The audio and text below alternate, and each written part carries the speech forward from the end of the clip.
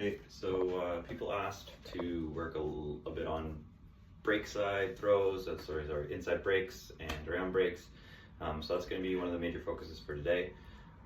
One thing before we get into the different throws that I consider kind of the main break throws is that when we're squaring up to try to make a break throw, I don't actually want our hips kind of straight down field. We actually want to almost match what the mark is giving to us, so that we can put a little bit of pressure on them. So assuming I'm the thrower here and I've got a normal flick mark, if the field is running this way, normally the mark actually sets up on a bit of an angle, and so I need to kind of match my hips to do that.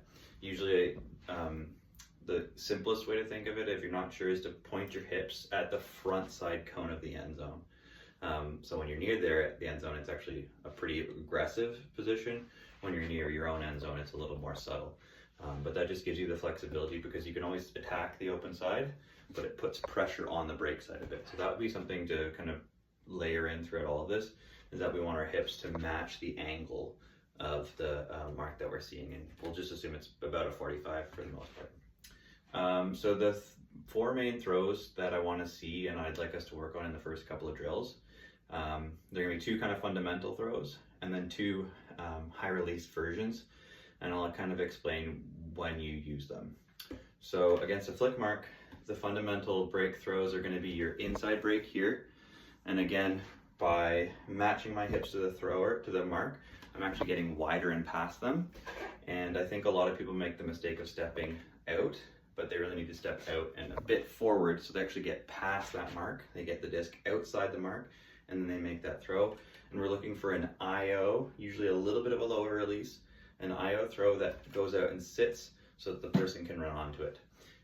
So that'll be one of the throws, that IO inside break flick, as one of our fundamental throws. The next one is the step around backhand. And again, that ends up being a bit of a lower release point. We're trying to get as much range as we can.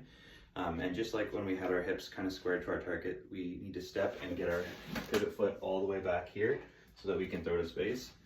Against really good marks, your pivot will actually take you almost facing backwards to make this throw. But getting comfortable, squaring our hips up and stepping out and almost to the backfield to make that throw will mean that we can throw it with a lot more touch and a lot easier than otherwise. So those are the two fundamental throws on the flick side, the inside flick and the around backhand. And the two higher level throws, and I think it'd be really great if everybody could take some time to do this, and they come out a little bit faster.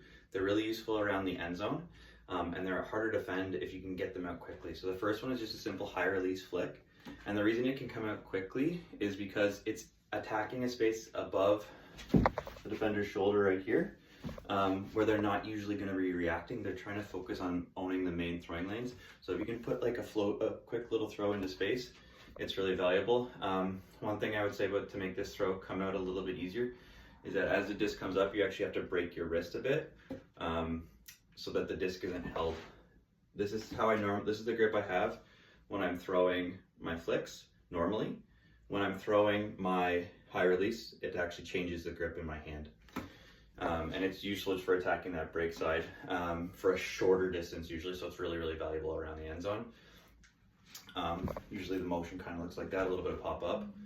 The high release backhand is the other version that I really like to see, and it's super valuable actually near your own end zone because it's not attacked, not defended very well, and people just don't expect it too often. So assuming that flick mark again, we're going to go out this way, and to get it out early, which is we're trying to basically beat the defender to the mark to that space, we just trying to float it out, and it's okay to have a little more edge on it than you would normally expect. We're not trying to make it a full swing across the field. We're just trying to make it a little bit of kind of a 5 to 10 yard throw to get past the mark. And usually our defenders have lots of space to run onto this. So it's okay if it moves up and down a bit. The goal is just to get it out there before that defender even has time to react. So those are the four fundamental throws against a flick mark. The four fundamental throws against a backhand mark are going to be very, very similar. In fact, they're the same, just the opposite versions. So again, getting your hips square to the target, or to the defender on your inside backhand, same look. Step out, match your angle with the defender, and throw it inside. Again, we're trying to have a throw that gets out quickly and then sits a little bit so that the cutter can run onto it. Sits a little bit so that the cutter can run onto it. And then the other one is a step around flick. And again, match your hips to the mark and step out, and almost you need to get your hips face to the back of the, like to your own end zone, and throw that disc to space. I like to think that if my mark's at 45, I want this to throw like directly across the field or even backfield, so that we can get the swing off, because that's the whole point. I don't care really. I mean, it's nice to get extra yards, but getting the disc off the sideline is really critically valuable, and that's the goal there. So that was the inside backhand, the around flick, and then the other two are the high release variants. Again, the goal is to get the disc high and into a space where the mark isn't, and to get a quick release.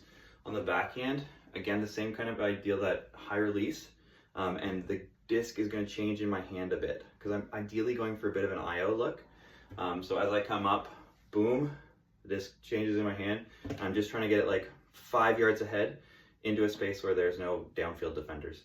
Again, getting the disc out early. On the flick side, on the around, this is the one where we can actually put a little bit of edge on it, OI edge. And you know, it's just a little step back throw to get the disc out there into space.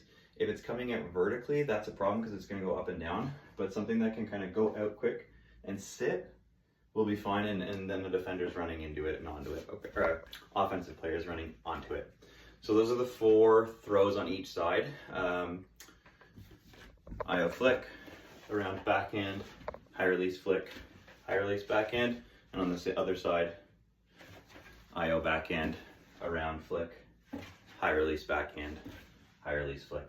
Okay, so the high release throws are just trying to attack kind of 5 yards away. The more fundamental throws are for longer distances and should be your bread and butter, but adding those extra layers in of the high release is really, really important to push your game to the next level.